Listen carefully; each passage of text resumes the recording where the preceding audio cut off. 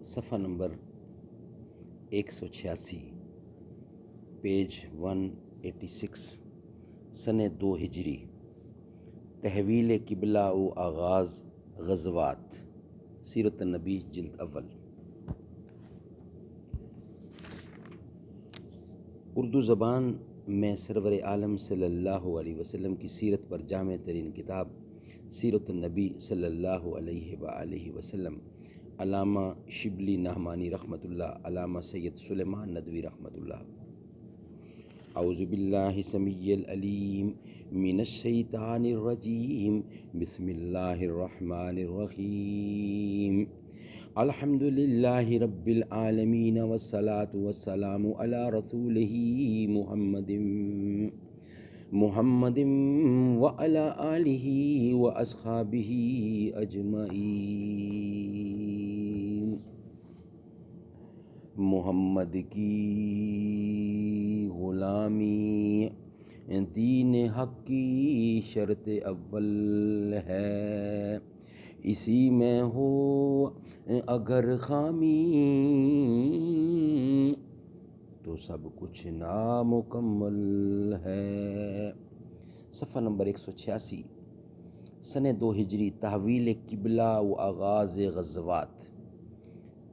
اس سال سے اسلام کی زندگی میں 2 عظیم الشان واقعات پیدا ہوتے ہیں۔ ایک یہ کہ اسلام اپنے لیے ایک خاص قبلہ قرار دیتا ہے جو اب 45 کروڑ قلوب کا مرکز ہے۔ دوسرا یہ کہ دشمنان اسلام اب مخالفت کے لیے تلوار اٹھاتے ہیں اور مسلمان اس کی مدافعت کے لیے تیار ہوتے ہیں۔ تحویل قبلہ شعبان سن 2 ہجری۔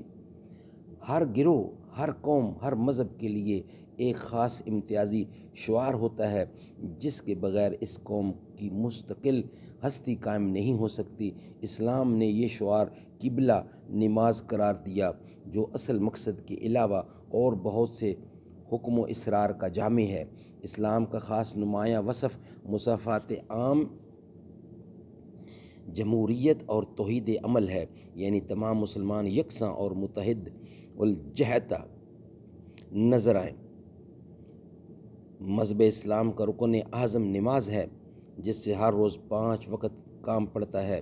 نماز کی اصلی صورت یہ ہے کہ جمعیت اور افراد کثیر کے ساتھ ادا کی جائے، لیکن اس طرح کی ہزاروں لاکھوں اشخاص کی منفرد ہستیاں مٹ کر ایک ہستی بن جائے۔ اسی بنا پر نماز جماعت میں ایک امام ہوتا ہے کہ مقتدیوں کو ایک ایک حرکت اس کے اشاروں سے وابستہ ہے۔ اسی لیے ضرور ہے کہ سب کا مرجع عمل بھی ایک نظر آئے۔ یہی اصول ہے جس کی بنا پر نماز کے لیے ایک قبلہ قرار پایا اور اس شعار کا دائرہ اس قدر وسیع کر دیا گیا کہ اس قبلہ کی طرف رخ کرنا ہی کفر کے دائرہ سے نکل آنا ہے۔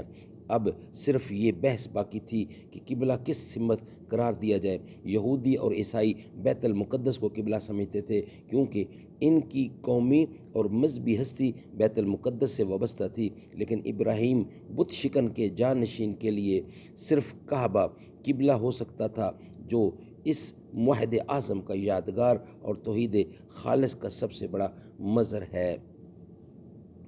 رسول اللہ صلی اللہ علیہ وسلم جب تک مکہ میں تھے 2 ضرورتیں ایک ساتھ درپیش تھیں۔ ملت ابراہیمی کی تاسیس و تجدید کے لحاظ سے کعبہ کی طرف رخ کرنے کی ضرورت تھی، لیکن یہ مشکل تھی کہ قبلہ کی جو اصلی غرض ہے یعنی امتیاز اور اختصاص وہ نہیں حاصل ہوتی تھی کیونکہ مشرکین اور کفار بھی کعبہ ہی کو اپنا قبلہ سمجھتے تھے۔ اسی بنا پر حضرت صلی اللہ علیہ وسلم مقام ابراہیم کے سامنے نماز ادا کرتے تھے جس کا رخ بیت المقدس کی طرف تھا۔